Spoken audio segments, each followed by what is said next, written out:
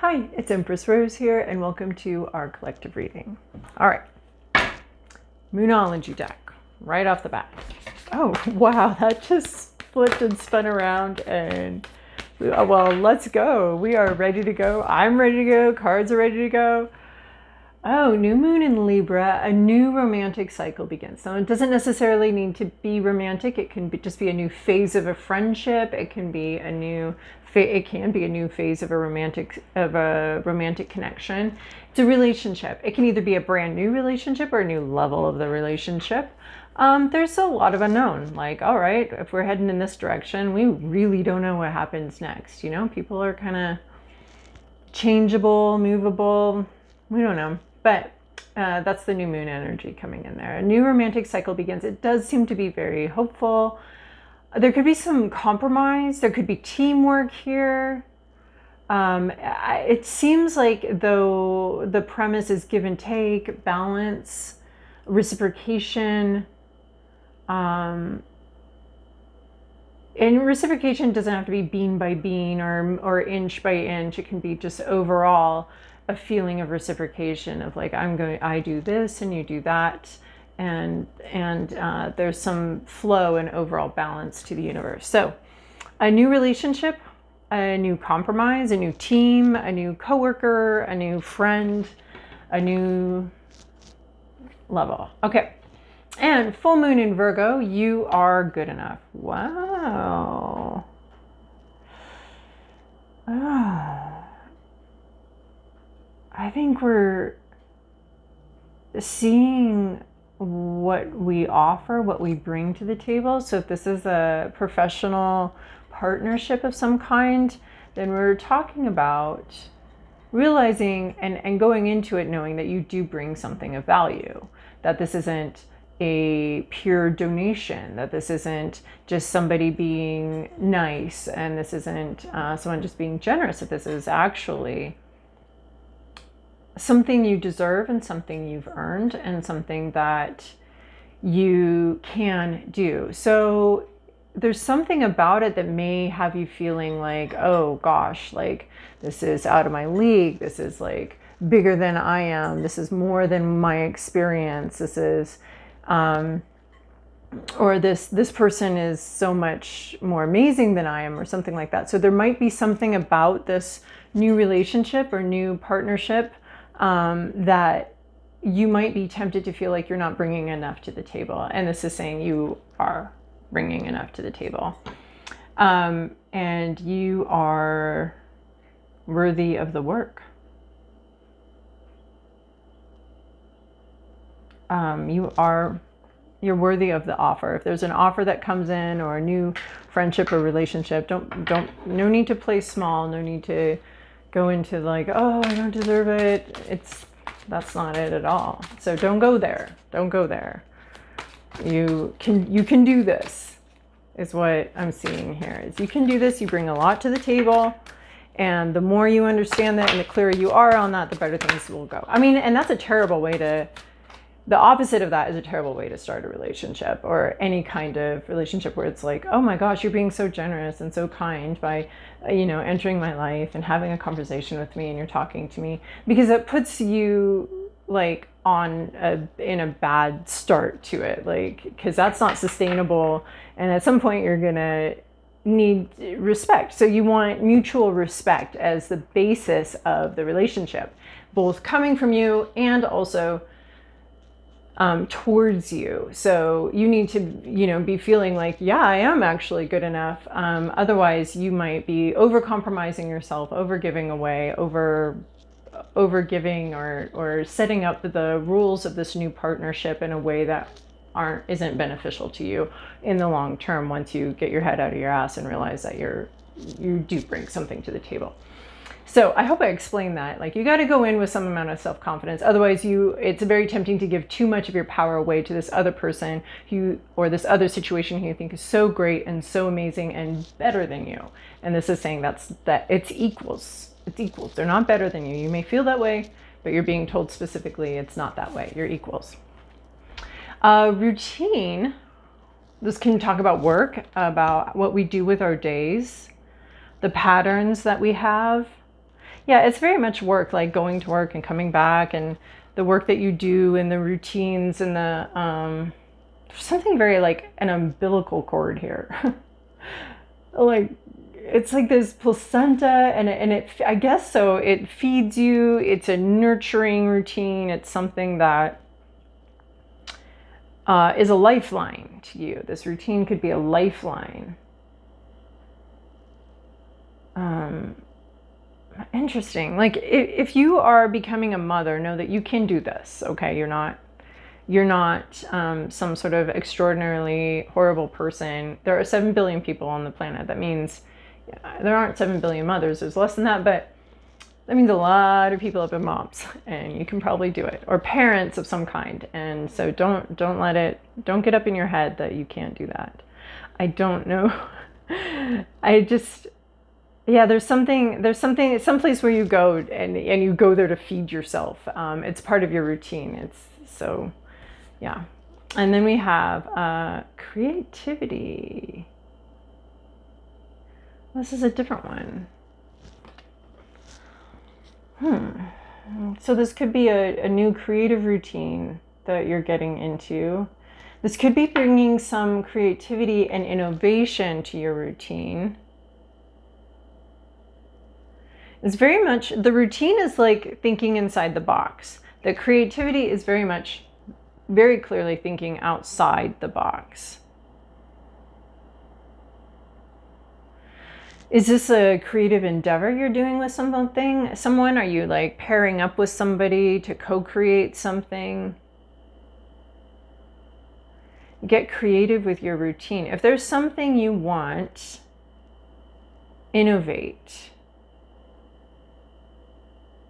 Open your mind to other possibilities, to unlikely tools, unlikely methods.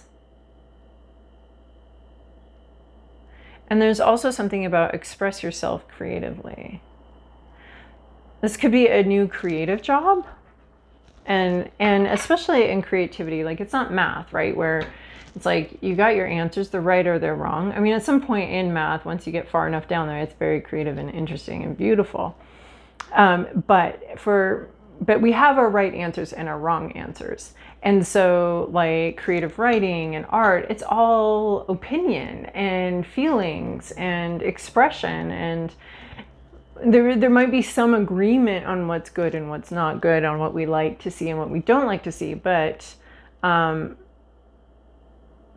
there's less feedback. There's less certainty about whether you're doing it right or doing it good. Like you can't be thinking about doing it right when you're getting creative, because it's by definition outside of those boundaries of the expected, the formula. I want to say there's like a formula, and you're going to need to get creative. Thinking outside the box, outside the formula. And that can be very unnerving, because it's not really clear when you're doing it right. Like you have to leave like right way to do something and wrong way to do something outside of this equation. Yeah, there's an equation here, and you need to leave, because it's going to require confidence for you to be creative, and you can't be thinking about what the evaluation, which makes like art school very difficult, because you are going to get evaluated, and that's like very anti to the creative process. But so you have to separate that, the creative process, from the evaluative process, and just fully engage in the creative process. Silence your editor, silence the art teacher you had that gave a particularly vicious critique. Silence all of that in your head so that you can be creative and come up with a new solution. So there's a sense of leaving right and wrong behind and thinking outside the box, and the self-confidence that you need to have in order to be able to think outside the box, and in order to be able to silence the inner critic, the outer critic, and realize that may have a place, but it's not right here in this reading. So there's a break in the routine, I think, and it has to do with creativity. And you need to know that you can do this, and you are good enough. Yeah, one more shuffle here. A break from the bottom of the deck, the Empress. Well, obviously I'm delighted. And guess what? A fox. We got a fox last week. We got foxes everywhere. It's tricky, sly foxes. The Empress. Protecting a plan. Transformation. Growth. It's the ultimate mother card. The Empress is the mother. The source of all, you know, and I was already almost seeing a test tube here and some placentas here. There's this like mother vibes all over here. And the Empress is at the core of it, the mother. We have springtime. We have waiting for a world to awaken. She's expectant. Yeah. It's like an expectant mother. Waiting for the transformation, looking to the future, knowing that the transformation comes. It's like the expectant mother, but you're a mother of a cocoon, and that cocoon is going to open, and you're watching it, waiting for it, making sure that the cocoon is safe while it's in this gestational period. Creation, creativity. Actually, the Empress is also creation and creativity. This can also be like creating, right? Creating a new person, creating a new plan, creating a business, creating something. You are creating something. And we have that here with the Empress. A creator of a new world. Powerful. There's a sense, though, of just this calm, centered power. And it's your world. You have created this world. And it just seems like you're in a waiting period. Like a lot has happened. A lot's gone on into this creation, and now we wait. Like just like in pregnancy, there's like a certain amount of time where, you know, you kind of did the thing, and now you wait for the next action to arise, the labor, the actual opening of the chrysalis. You're waiting for that to arrive. So there's this expectation, and it's an expectation with a lot of reason for expectation. Past, present, inner landscape, what's at issue, environment, to-do list, possible outcome. Guardian of the Night, deck by Cullinane, MJ Cullinane. Okay, in the recent past, we have Six of Swords. You've detached from something and moved on. This can be a mental detachment because it's swords. So swords, I mean, often we have like a moving on. You're just moving on. But there is like, in this one, I'm feeling a strong mental detachment. And this is very slow and steady. Maybe there was one large severing to detach you from where you've been. But there is a sense of slow and steady. It's been a slow detaching, maybe death by 1,000 cuts, something like that. But you are moving, you have moved. It's not been quick.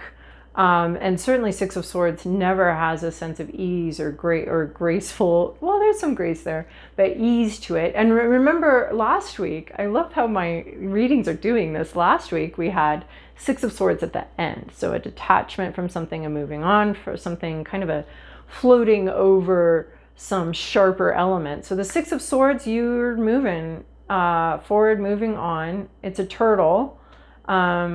Oh, and turtles and their relationship with the moon is really amazing.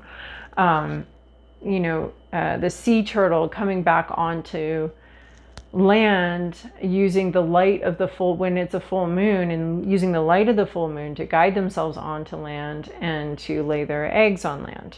But it's almost like maybe you've laid your eggs and now you've detached. Like the potential has been set, is what I keep seeing. The potential has been set, and you've detached from it. I think there was something very similar to this, and you detached last week. There was something very similar to it, and you've moved on.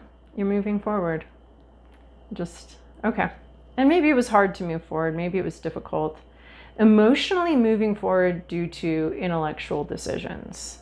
Like your mind understood that staying here, either in this mind space or in this place, right? The turtle lays their eggs and then moves on, like goes back to sea, trusting that those eggs will hatch.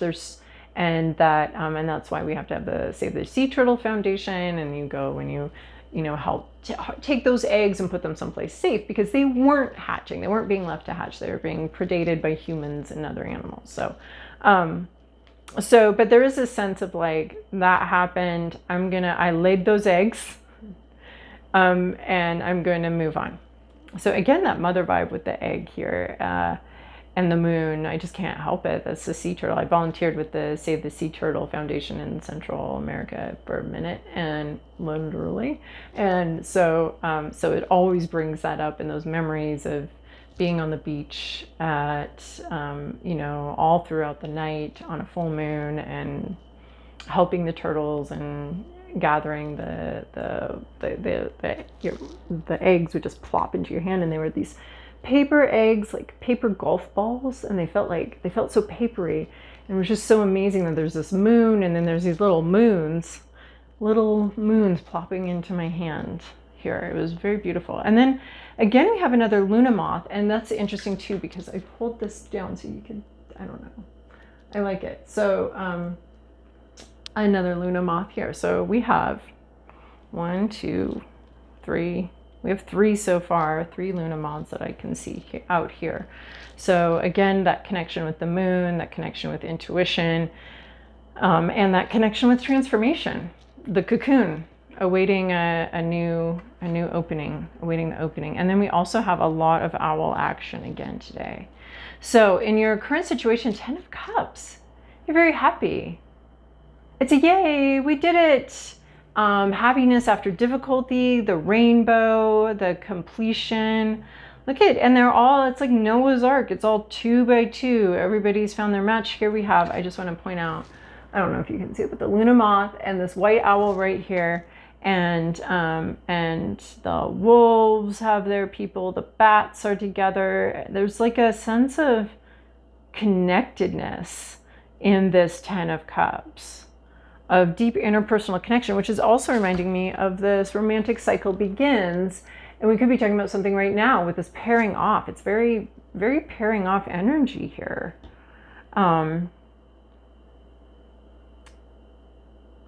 Everybody's together. It's so interesting. Anyway, everybody's together. More foxes here, right? We have these foxes. This is just the whole, all the guardians come together.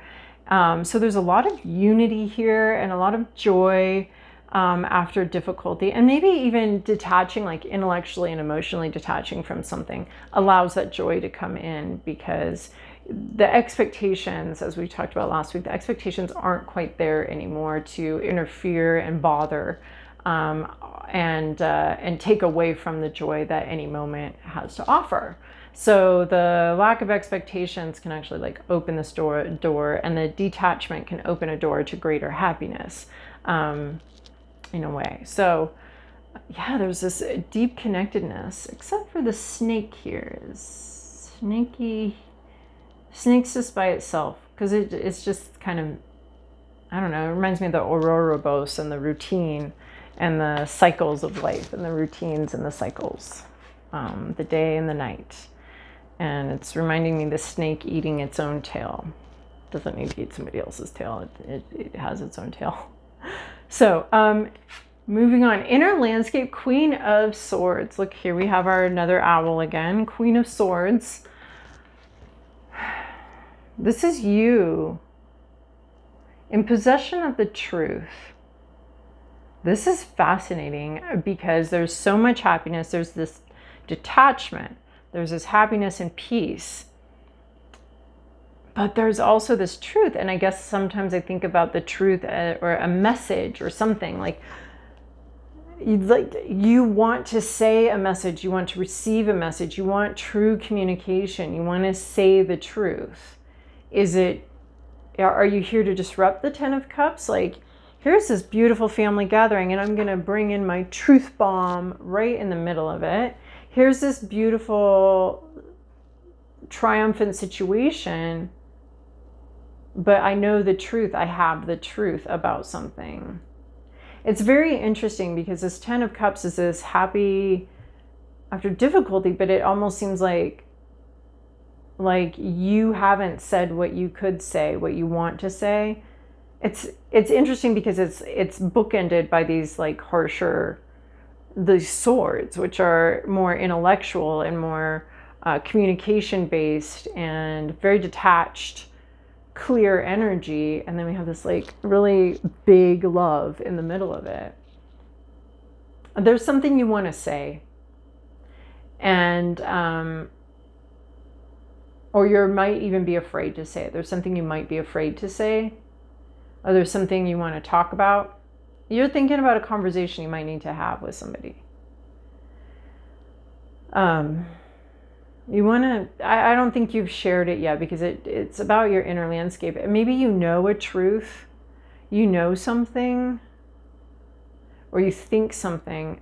There's like this big happiness, but there's also this sense that you'd really like to give someone a piece of your mind. That you understand something, that you see something, and you would like to say something. That's in your hopes and fears. I think it's a razor's edge. It's a double-edged sword. We're literally talking about Queen of Swords. It's a double-edged sword of communicating, wanting to, and being afraid to. But there's something you need to say. It's on your mind.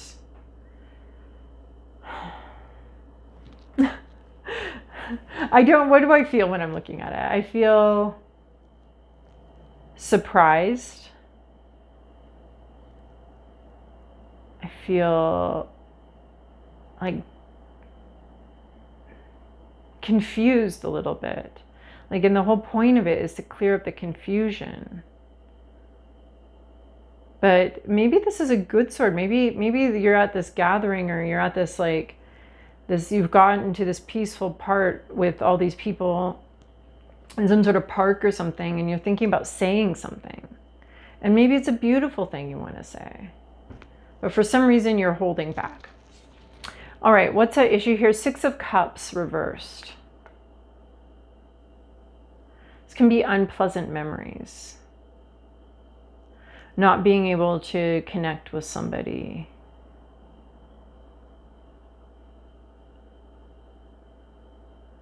Missing someone. You might be very much missing someone. Even though there's a lot of happiness all around you, you might be missing somebody anyway. Or it could be unpleasant memories, family memories, unpleasant memories of this group. So forgotten, something's been forgotten, somebody forgot something, and maybe you're the one that's remembering.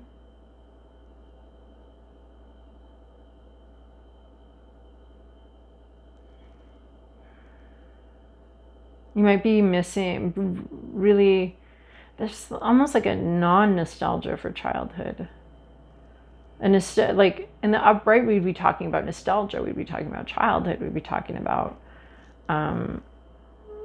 joyful reunions. But this is not a joyful reunion. So either the reunion has not happened, or there's no joy in the reunion. So that might make this 10 of Cups sound more interested, be more like you're going to a picnic or something, and you're not looking forward to seeing somebody there. And you might want to give them a piece of your mind. There's a bad memory here, or an unfortunate reunion, or a reunion that hasn't happened.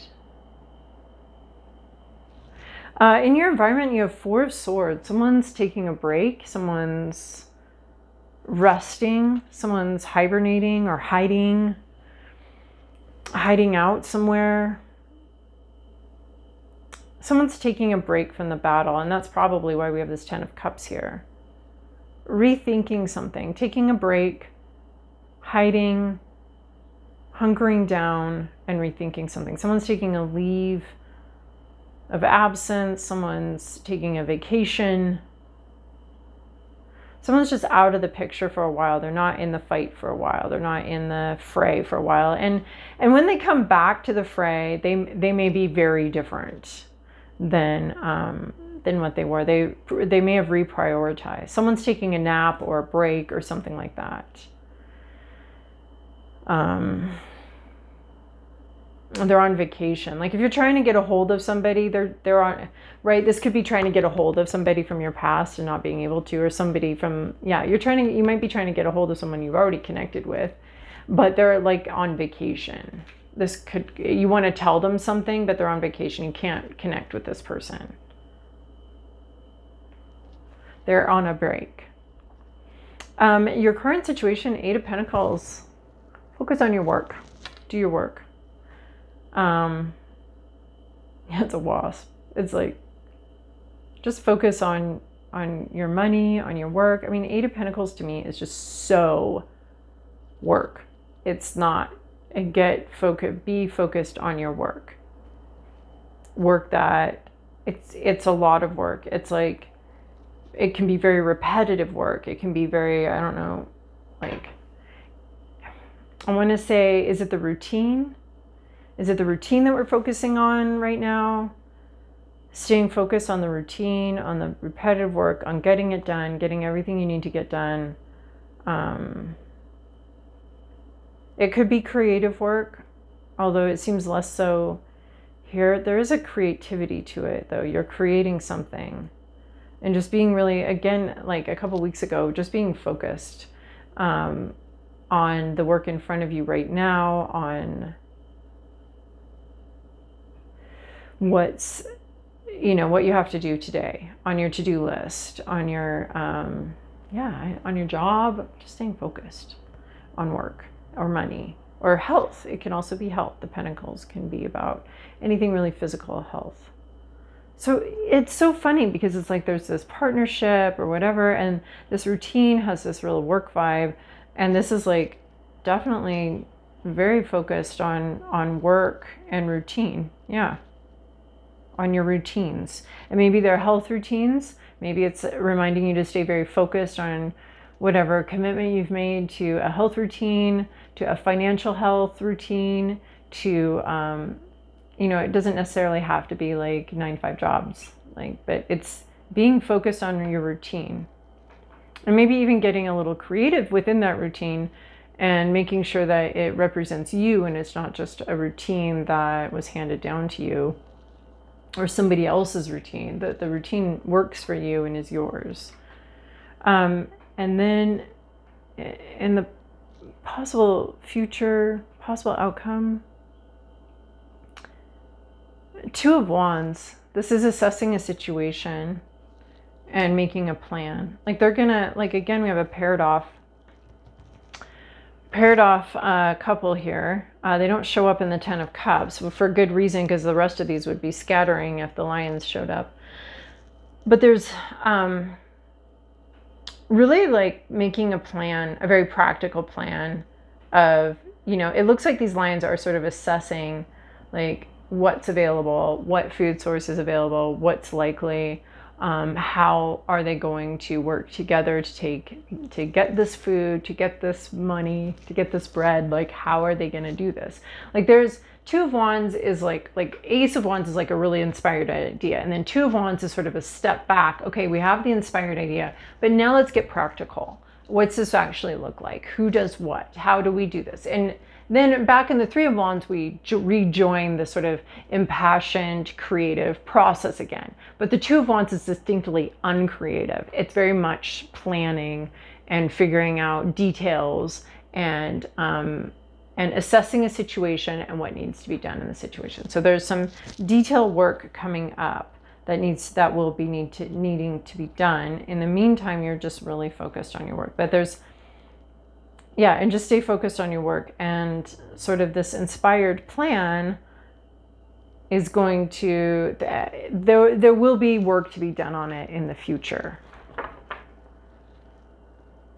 But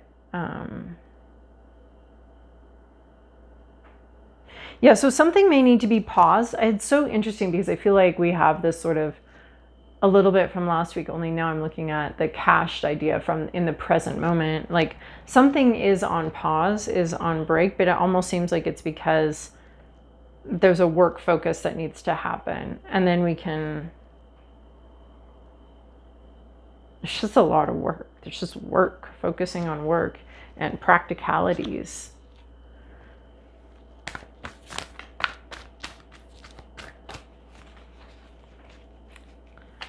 All right, finishing up with the, what is it? The animal, the spirit animal oracle. You guys, what? I love this. Whale spirit, trust the great mystery. We got that last week. So it does seem like a little bit of a continuation with some variation. Plenty of variation, but trust the great mystery. Things are happening. It reminds me of like trusting the creative process, trusting what's going on behind the scenes, all that we cannot see. We live on a planet with a massive amount of water that, and the depths of which are not really easily visible. We can't really see what's going on in the water or in the womb. But we can't necessarily see what's going on, but we do have to trust that things are, unless alarm bells are ringing, things are proceeding as they should, as they're planned. And for some reason, I want to remind us all that whales are a very crucial part of keeping the temperature of the globe steady. And the lack of whales has contributed to global warming. I know that sounds really weird, but there's a lot of really good science behind it, and it's verifiable. So, so card number 65, Whale Spirit, Trust the Great Mystery. A lot going on behind the scenes. And just the mysterious way in which things come together and work out. Trust that can happen. And then we also have card number 50, Rhino Spirit, overcome any obstacle. I don't think this is necessarily about being belligerent, although rhinos are really well known for being belligerent. Although I think it's the hippos that kill a lot of people, actually. Rhinos are just about extinct. Maybe I'm confused on which, maybe there's just, I don't know. I'm not a zoologist, but overcome any obstacle. So being persistent with something. The obstacle may be mental, it may be emotional.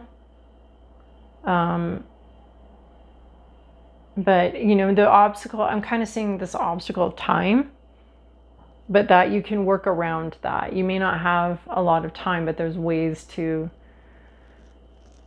The obstacle is just making it a little bit more difficult. It's not necessarily making something impossible. So being creative with your routines and whatever you need to do in order to surmount an obstacle.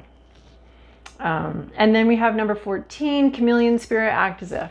So this is usually like act as if your dreams have already come true, act as if you actually are where you want to be, act as if all of this hard work will pay off, act as if you are good enough, even if you have some doubts and you don't think you can do it, you can. And so Chameleon Spirit to me is about resonating with the energy of knowing you're good enough, even if you have some self-doubts, knowing that you can do something, knowing that you are good enough. And maybe you don't know, but you're meant to act as if you know, and at least like